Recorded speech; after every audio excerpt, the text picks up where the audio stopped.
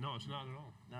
Not at all. Okay, we're winding up with Alabama today, and Bray is here. He's ready for your questions. We'll start over here on the left-hand side. Leo Haggerty, Amped Up Sports Draft Nation here in Tampa. Welcome to Florida. Yeah, thank you. Team goals, obviously, at the top of your list, but what individual goals are you aspiring for to make those team goals happen?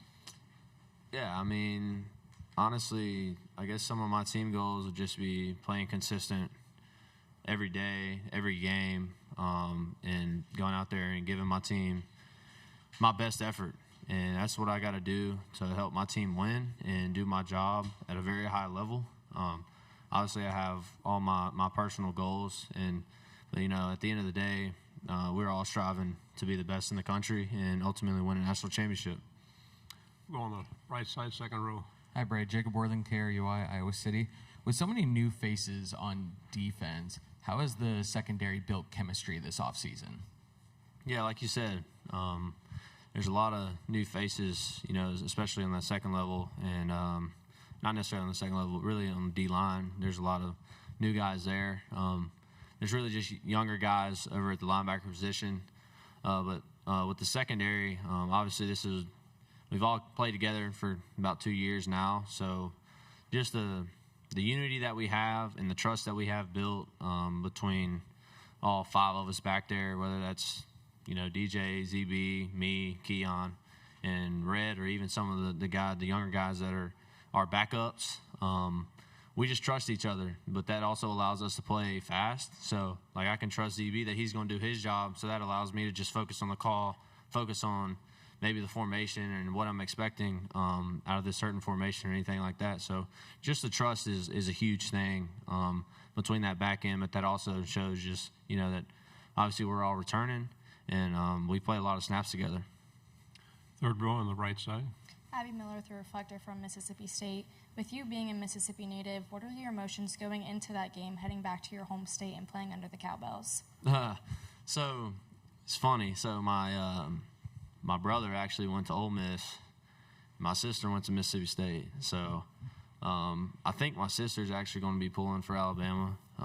But you know, I've played when we played there. My freshman year, we were there. I think I was on some special teams. I don't think I played any there. But I've been to many of those games before. It's going to be an electric atmosphere, great program, great team, and you know, I'm excited about it. Going back to my home state. Front row. Hey, Bray, AP Stidham of AP As We See It.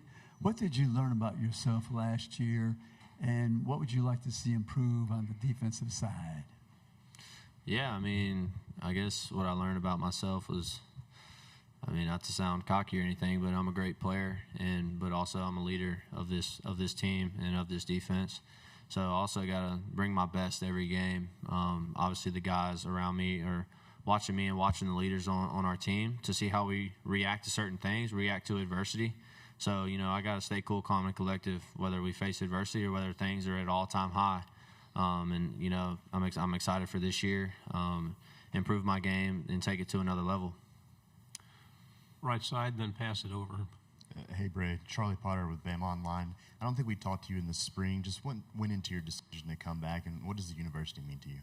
Yeah, I mean, the university means everything to me. I mean, I don't think I'd rather be anywhere else but University of Alabama, just, you know, getting developed as a person, but also getting developed as a player. I've absolutely loved my time at the University of Alabama. There was a lot that went into the decision, but, you know, ultimately, when you look at it and when I looked at it with my family and everything like that, it's crazy to think about that I've only played a year and a half. It feels like I've played 2 years, but 3 years, but I've only played in the defense for a year and a half. And so there's a lot more that, you know, I can put on tape for my career at the next level, but also coming back and being one of the leaders of this team and helping, you know, bring this program back. And I shouldn't say bring it back, but, you know, just helping the program strive for greatness and helping these young guys and getting them, you know, into the process and trusting the process. Right, left side, and then pass it over your shoulder. Speaking of electric atmosphere, it's Saturday, September in Tuscaloosa. You're at Bryant-Denny Stadium. You're in the tunnel. You're looking out. A whole bunch of red. Everybody going crazy. You still get goosebumps? Oh, yeah, you're going to get goosebumps, especially with that crowd. I mean, there's 100,000 plus in there that's screaming and trying to make sure that you're going to run through somebody's face. So you can't beat the crowd at home, especially when all the stadium is covered in crimson. So, Right side on the aisle. Hey, Bray. You mentioned the amount of time that you've spent playing with guys like Zabian and Keon, and then the amount of time you've spent in Kane Womack's defense. Like, what does communication look like going into, especially this year? Is there more communication, less communication, because you kind of know what every member brings? Or I guess you could say there's more and there's less, just because you don't have to spend as much time, I guess, hollering the call to, say, like ZB. I mean, all I have to tell him is, hey, we're running this call. And then we can start breaking down formations and say, hey, out of this formation, we're about to get this, or we're expecting this. We need to play it this way. So I think that's just how much we've played together. I think just when you look at, just like, I don't know, the trust is what's huge. Just because I can trust ZB, I can trust DJ, I can trust Keon that they're going to do their job. That way I can focus on my job and make plays in the defense. But then they can also focus on their job and not worry about if I'm going to do the job right or anything like that, to where they can play fast and make plays too. So, and that's huge. Left side, third row.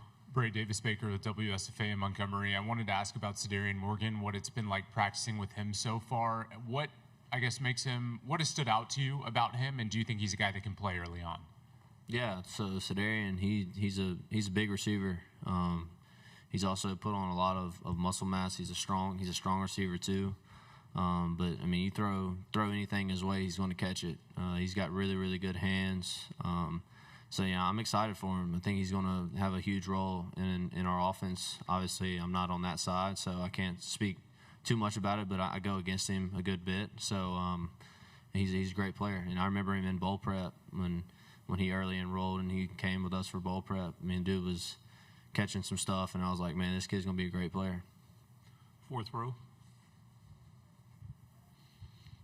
Hey, Bray, Kimmer Lejeune out of WAK, Montgomery, Alabama. Can you just talk a little bit about, after the loss against Indiana in Pasadena, and kind of some of the things that people have said this offseason about the program, how has that motivated you guys this offseason and going into next season? Yeah, I mean, that was definitely a tough loss, which you still got to learn from it. I was talking to Coach Womack after the game, and we were just kind of just talking about different things that went wrong during the game. And, it just comes down to execution and guys just focusing on their job. But that's what you need all year. You got to have guys that are consistently doing their job at a high level. And that's ultimately how you're going to win. That's how you're going to stop teams from scoring points. And so, I mean, that's when we look back at some of those games that, we had struggles with or that we lost or anything like that, you really got to look, is everybody doing their job to the best of their ability, and are we executing the way we know how to execute? Because when we do execute and everybody's doing their jobs, we play at a really extremely high level. But what's also gets kind of frustrating sometimes is when you rep the reps in practice and then you get in the game and you get that same exact play that we've been repping in practice and you mess it up in a game, it's really frustrating just because we know we can do it. Final question here on the aisle. Vince Farrar, 99.1 The Sports Animal in Knoxville. Brett, you've played in 3 games against Tennessee in the third Saturday in October, and games have gone both ways. What's that rivalry like to play and be a part of? Yeah, I mean, it's an electric atmosphere every time we play, whether it's in Knoxville or whether it's in Tuscaloosa. It's always going to be a really, really good game. It's always, I would say, a bloodbath, but it's a good game, and obviously it's a big rivalry. And I mean, this is what you come to Alabama for, is to play in big games like that. Very good job, as always. Thank you. Thank y'all.